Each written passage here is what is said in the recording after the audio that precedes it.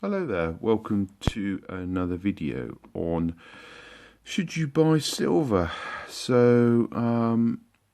thought I'd make this video because I basically predominantly buy gold, and I've tried really hard to get into silver, and it's just not happened for me.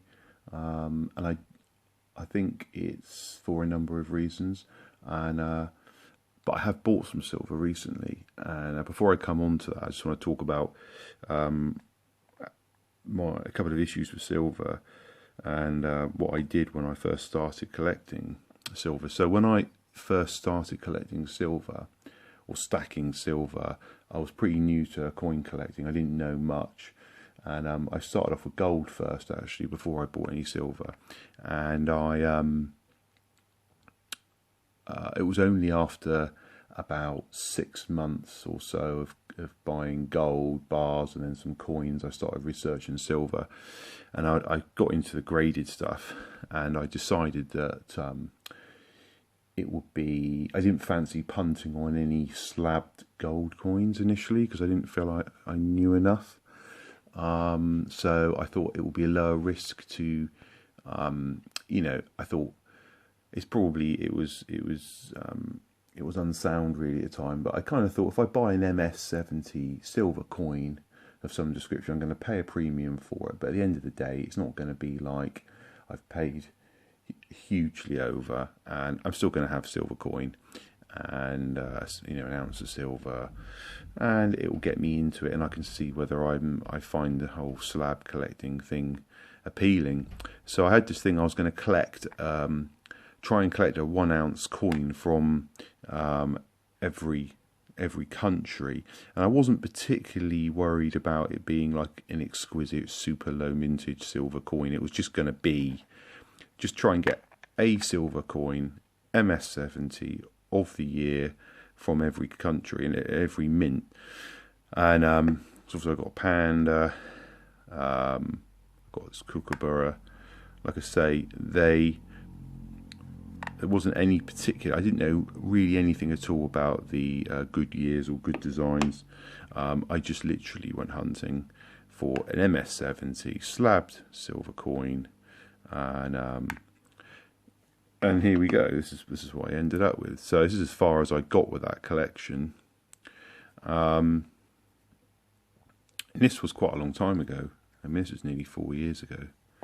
I picked these up. So, and then I decided, right, I'll get into just some bullion, and I ended up with about 70 ounces, and I'd say probably 50 ounces of silver was Queen's Beasts, and the rest were Britannias. I got those in. I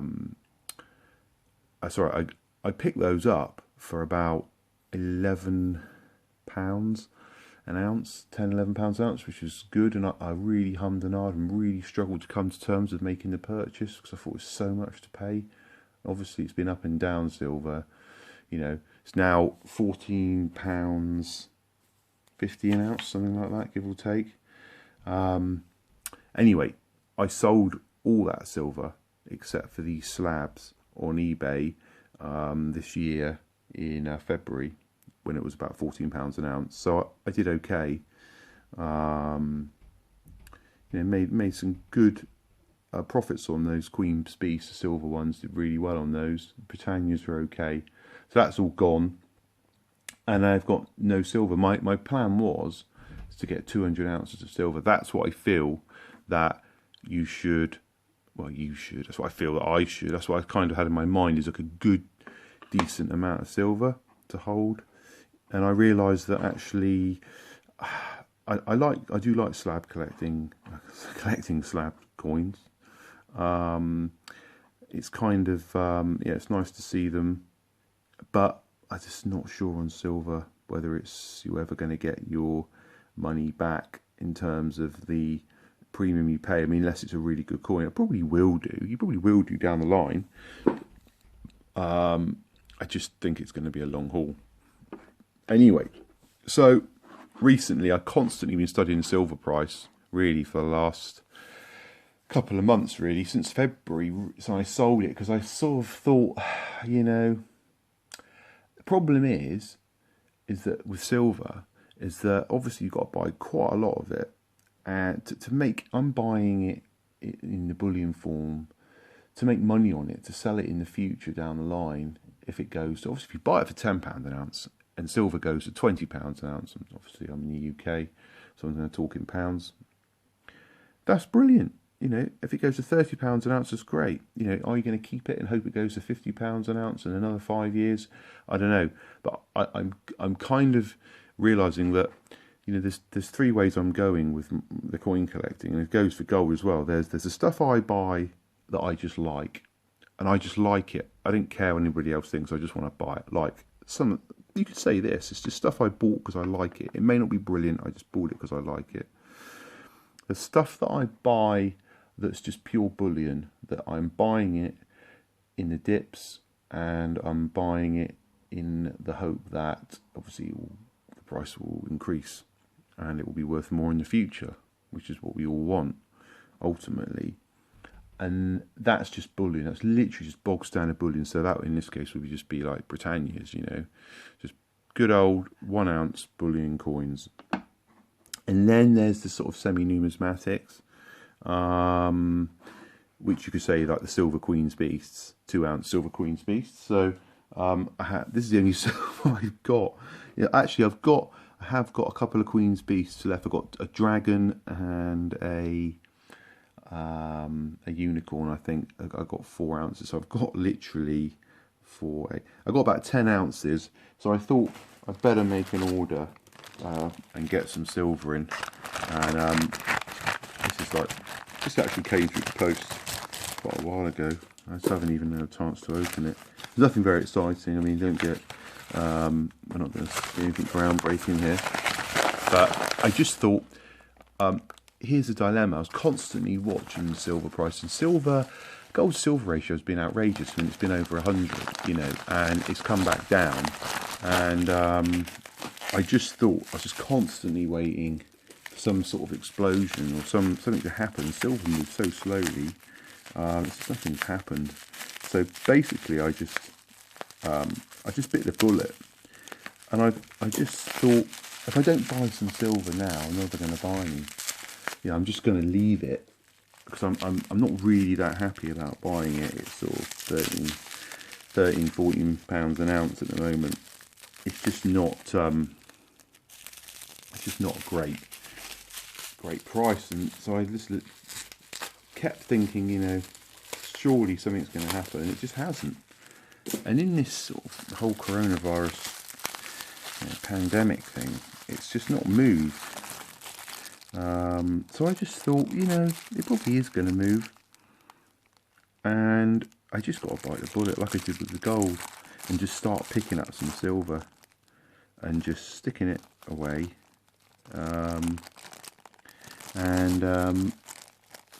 Yeah, good condition that coin, is it? So I basically just got a couple of 2 ounce. What did I get? I got 2 ounce Queen's Beasts. This is all I could buy. And this is the other thing.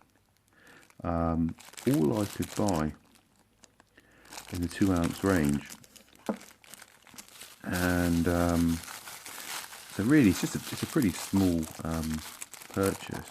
It still costs quite a lot of money. I mean, I got these at a reasonable price, but I don't know.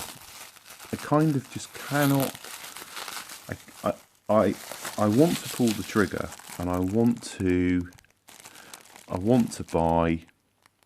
go all in and just buy, you know, 5,000, 10,000 pounds worth of silver, 500 pounds worth of silver even. I just can't bring myself to do it. I don't know why.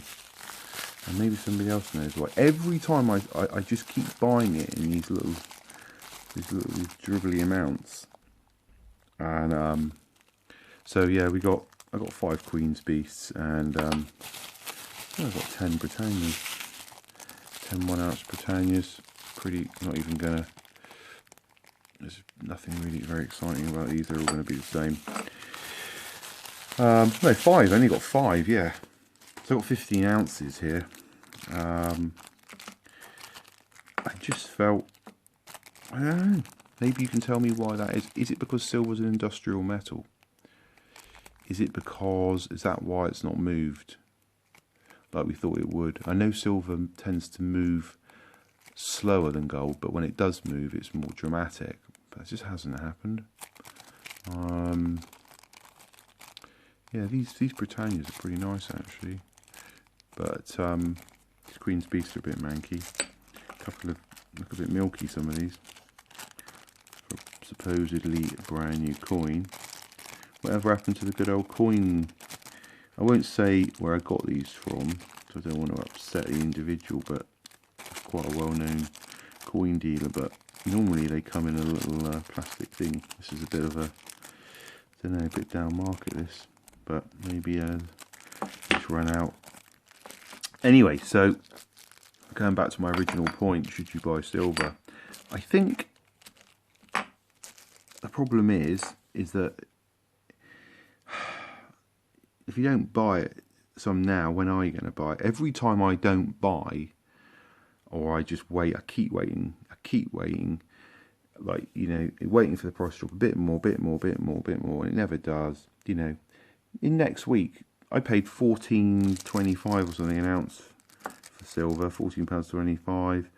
You know, in a week's time, it could be £10 an ounce, could be £11 an ounce, but it also could be £20 an ounce. And the other thing is, I really probably ought to buy more. I feel the 2 ounce, I'm kind of going off 1 ounce actually. I much prefer the 2 ounce coins. I think they're just, I like the chunkiness of them. I think they're just a bit different, just a bit more to them, a bit more interesting, a bit more of a thing.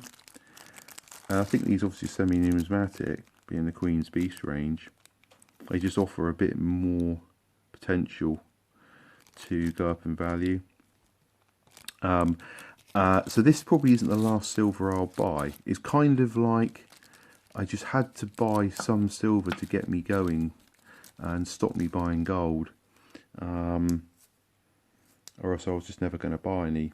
So maybe now I've got some, I'll make a more of a purchase. But I mean, really, I've got, what have I got now? 25 ounces of silver. It took me ages to get up to 75 ounces. I mean, to get up to 200 ounces, I think if I got to 200 ounces again, I'll probably just literally stick that in a box and stick it, and you know, in the attic and forget about it, because it's quite, just storing it, moving it around and all the rest of it. That's the problem I have with it. I feel like I've got to buy so much of it to really make it worthwhile. I kind of feel it deflates me, and I don't want to vault it. I'm not into any of that. I feel I need to own it. I need to be able to touch it, feel it, see it, you know. And that's a problem. So maybe you guys have that issue as well with silver.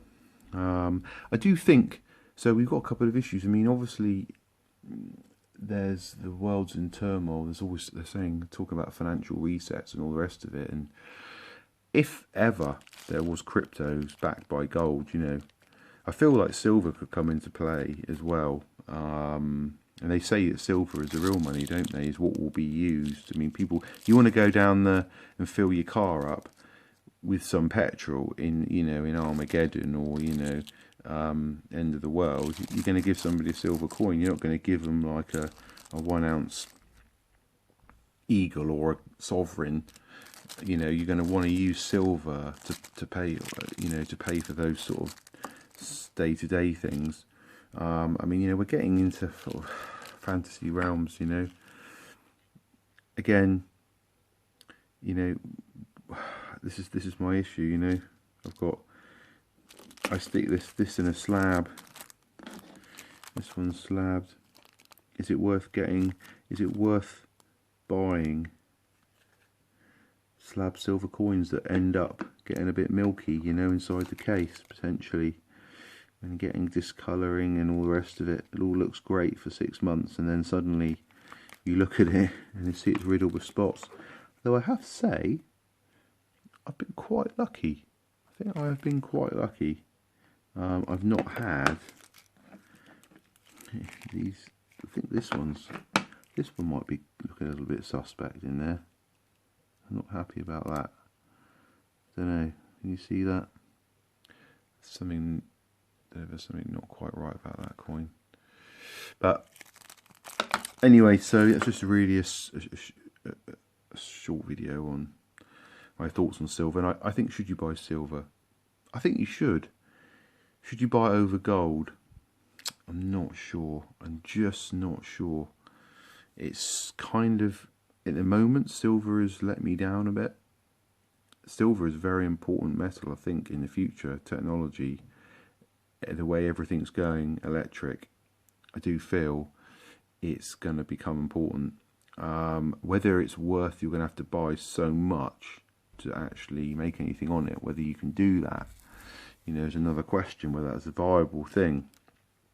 And just me just kind of messing around here. Even if I got 500 ounces of silver, I don't know, that's a decent amount of silver. I mean, I feel that's kind of where it is with it. I feel you've either got to buy a few really exquisite bits of silver that if you really know what's good and what's collectible, or if you don't understand that, you just need to go all in and buy like a serious amount of just good bullion silver and see what happens and just ride it out. Like I say, I'm not precious about the premiums on gold or the prices. I'm generally in it for the long term with gold. Silver I tried to flip. The reason I flipped my silver in at £14 an ounce in February was because it was a good price and I felt that I could buy some gold with the profits. And but obviously once it's gone, it's gone. So you obviously can't do that forever unless you've got an endless supply of silver, obviously. So you just got to restock. But it's just kind of painful buying it again. And it's just, you have to take that, you're always taking a risk when you dip in to buy any coin, silver or gold, whether it's going to suddenly, the market's going to react and you're going to be left with a, you know. But I kind of keep saying, I have to keep telling myself, it doesn't matter. I'm not trying to sell it on eBay the next day. I haven't got a shop on the high street where I'm trying to keep stock and have to worry about being left holding, you know, the donkey as the market crashes and I've invested all my money in a load of crap. You know, and everything recovers and gold price drops to sort of £600 an ounce. But actually, I'm thinking about that a lot. If gold and silver plummets, if gold went to £5 an ounce and silver went to £5 an ounce, gold went to say £500 an ounce, I'd probably be quite happy because I would just buy tons of it and just obviously based on the assumption that it's just going to go back up again. The cycle would happen. So I don't really think it's something to worry about. I don't really see that as an issue. It's not something I worry about. It's the stagnation of silver which worries me, you know, and so hopefully, yeah, we'll see some movement on silver. I think we will. I just think after all this quantitative easing and money printing's finished and we've realised that there's a massive unemployment at the end of it, and all the issues that were happening before coronavirus last year all come to light, and we realise the world's still in a shit state, and there's just trillions and $300 trillion of debt out there before they printed trillions that they've just done, and we're going to have, I feel like we're going to have deflation for a bit, and then it's going to be inflation, and that's the thing that's just holding your nerve in this kind of short period until maybe after Christmas even, where things don't maybe look quite as bad as they are because of all the money printing that's happened and all the measures that are put in place by governments. But I think people are living a dream, you know, they think they're just going to wake up and it's all going to be fine and sorted and the government can save everybody in every job and everything, you know. The other thing I was going to say is one good thing about silver, obviously, you know, people wanting to enter any kind of stacking, it is obviously relatively cheap barrier to entry, you know, low barrier to entry. If you, like I did, if you've got that urge to have a slabbed coin just for the sake of having one and getting into that, I would say, you know, I think it's a good, if you don't really know that much, which there's nothing wrong with that, you know, maybe start with a silver slabbed coin, you know, and start with buying some silver and see whether you've got the bug, and you know, before you go spending thousands of pounds on gold, you know, it may be worth buying a bit of silver, you know, and see how you feel about that, you know. But I definitely think you should have some silver in your portfolio. How much of it in your physical portfolio, you know, I feel my gold portfolio, I should probably have 20% of